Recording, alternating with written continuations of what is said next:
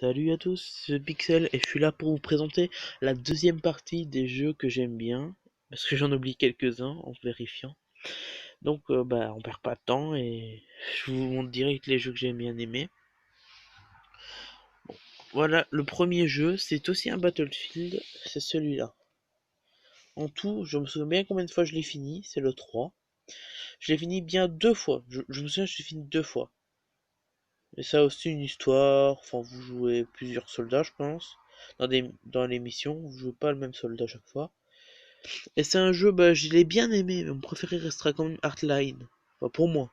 Maintenant, on n'a pas tous les mêmes goûts, vous voyez. Bon, moi je l'ai bien aimé, mais j'ai mieux aimé Heartline. Bon, ça c'était le premier jeu. Je vais le déposer là un peu plus loin. Mon deuxième jeu est aussi un Battlefield. Je l'ai pas fini entièrement, pour dire la vérité. Je l'ai même pas fini une fois. C'est un jeu un peu moins un peu moins bien que celui-là, parce que voilà, de Battlefield 3. C'est le pro. Je pense que. Non, je sais pas combien. Si c'est le premier ou le deuxième, j'en sais rien. Mais c'est Battlefield Bad Company. C'est Bad Company 2, quoi. C'est celui-là. Vous voyez? Perso, j'ai jamais fini. Du coup, je serais pas vraiment vous dire si le jeu est bien. Mais les premiers niveaux que j'ai fait, ça allait. C'est un petit jeu Battlefield, quoi, bien sympathique. Sauf que les graphismes derrière, c'est vrai que quand on regarde ça, c'est tentant, là. Vous voyez? Moi, je l'ai pris, ça va, j'ai été 2-3 niveaux, puis j'ai arrêté de jouer parce que je comprenais pas vraiment après. Alors là aussi, celui-là je l'ai fini, celui-là aussi je l'ai fini plein de fois parce que j'ai vraiment adoré l'histoire et tout. Il y a vraiment une histoire et j'ai hâte que aussi que ça que ça sorte sur PS4, oui, c'est ça. C'est Last of Us Game, c'est l'édition et j'ai regardé sur PlayStation non pas PlayStation, Google Traduction, et j'ai vraiment aimé le titre, ça fait bien le thème. Je vais vous dire que ce que ça veut dire. The Last of Us signifie il n'en restera qu'un. Donc c'est un jeu. Oui, c'est vraiment un truc. Le truc est vraiment bien. Last of Us il en restera qu'un, c'est bien trouvé. Et là, c'est triste. Le début est vraiment très triste. Ça, je vais l'avouer. Le début m'a fait un peu pleurer. Vous voyez, l'histoire et tout. Le début est très triste, mais ouf, je vous laisse découvrir l'histoire. Il y a une histoire dedans, c'est très bien. Du coup, ça c'était un jeu. Maintenant, ça c'est un jeu. J'ai hâte d'avoir. Ça c'est le truc que je veux le plus avoir sur la PS4, hein, quand je l'aurai. J'ai adoré, mais j'ai plus le 10. Je sais pas où il est. Je l'ai perdu, disparu. C'est ça. J'adore. Ça, j'aime. Je pense que c'est le meilleur que j'aime bien. Alors ce jeu, c'est Red Dead Redemption, fait par Rockstar Games.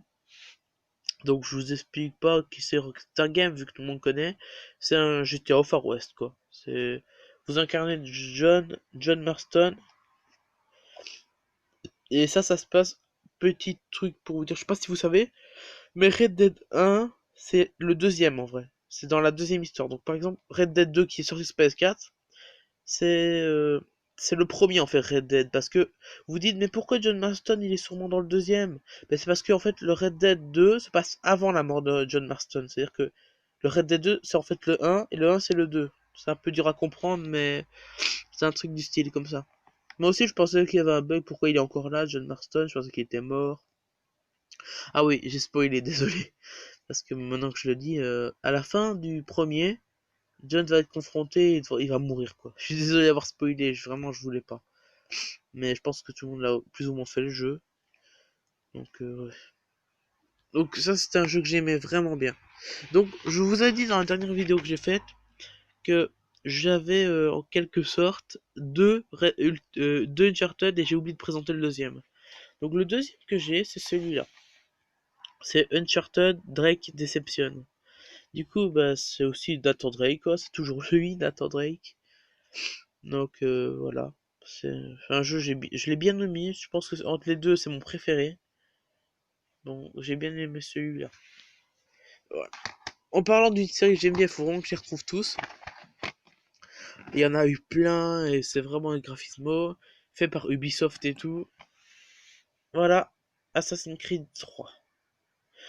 Donc ça, je vais vous le dire, je pense que tout le monde l'a déjà fait au moins une fois. Assassin's Creed 3, en fait, c'est vous incarnez au début, si je me trompe pas, comment il s'appelle? Ethan. Ethan, vous savez pas qui c'est, je vous conseille de jouer à, par exemple, Black Flag. Vous comprendrez qui est Ethan. Ethan, vous jouez au début, vous devez escalader ouais, un assassin quoi. Après avoir fait quelques missions, vous jouez l'homme qui est au-dessus, là, il s'appelle Connor. Connor. Et alors, Connor, si vous voulez, au début, vous l'incarnez tout petit et il joue à cache-cache avec ses potes. Mais en fait, il va voir un premier dans son village, il va voir le feu. Sa maman mourra là-bas, voilà. Et au final, il grandit, il trouve une maison où le chef de la maison s'appelle Achille.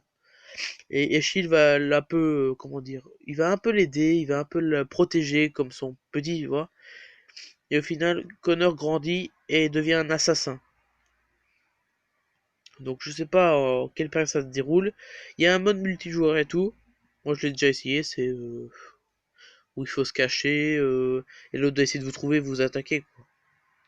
Donc ça c'est un assassin. C'est l'Assassin's Creed 3. Bon. Je vais finir avec un que j'ai bien aimé, sans FPS, vu première personne, mais j'ai vachement bien aimé. Je vais vous raconter le résumé et tout.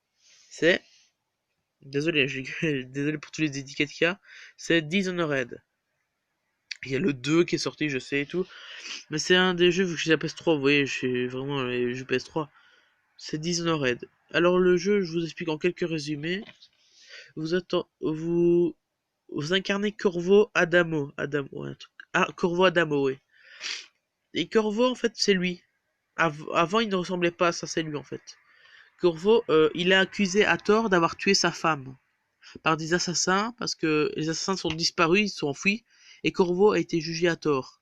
Et pour se venger de tout ça, ah bah, il a été récupéré, il a s'évadé de prison, il a été récupéré par un Samuel, et pour se venger, il tue des cibles qu'on lui demande de faire. Et voilà, c'est un jeu que j'ai bien aimé, vu première personne. Il y a vraiment, les environnements sont bien, vous avez des pouvoirs surnaturels, par exemple, vous achetez le vent, vous pouvez carrément faire du vent et les autres s'envolent, c'est vraiment bien, c'est stylé. Vraiment, j'ai bien aimé ce jeu. Euh, c'est vraiment, ce jeu, j'ai rien à dire à part qu'il est super pour prendre des gens en otage. Oui, des gens en otage. On peut avoir, comme je vous ai dit, des pouvoirs. Je vais vous dire les pouvoirs qui sont disponibles. Donc je me souviens que dans les pouvoirs, on peut avoir une nuée de rats. Donc ça s'achète avec des runes, hein.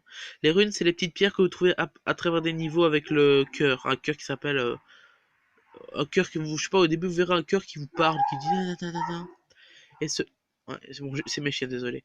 Et ces cœurs-là vous disent l'emplacement des runes. Et avec ces runes, vous pourrez acheter des pouvoirs. Bien sûr, certaines runes il faut payer 3 runes pour obtenir un pouvoir. Donc, premier pouvoir, c'est qu'il y a nuée de rats. Vous pouvez balancer des rats pour bouffer les victimes. Enfin, bouffer les soldats. Parce que oui, les rats peuvent tuer les soldats dans ce jeu. Attendez. Ah, je suis un peu malade, hein. Et alors, deuxième, c'est la... C'est... je pense... C'est le pouvoir où vous pouvez carrément balancer de l'air comme je vous ai raconté et faire une onde avec de l'air et faire pousser la victime. La troisième est la vision, comment ça s'appelle vision de l'orage. C'est une vision qui vous sert à voir à travers les murs, un peu voir où sont les ennemis et tout. C'est très pratique. Il y a aussi la possession. Bon, je s'appelle comme ça. C'est-à-dire que vous pouvez posséder au début un rat, un rat avec un pouvoir, mais vous pouvez améliorer vos pouvoirs. Et si vous l'améliorez une deuxième fois, ah ben, vous pouvez cette fois posséder un humain. Bon, pas pour tout le temps. Vous avez un certain temps avant de sortir du corps et tout. Et aussi, vous pouvez améliorer l'agilité, la vie, mais ça c'est en dessous, vous voyez, c'est dans les menus en dessous. Enfin, c'est un jeu que j'ai bien aimé et tout. Ah oui, et vous pouvez aussi, comment ça s'appelle? Vous pouvez aussi chercher, comment ça s'appelle?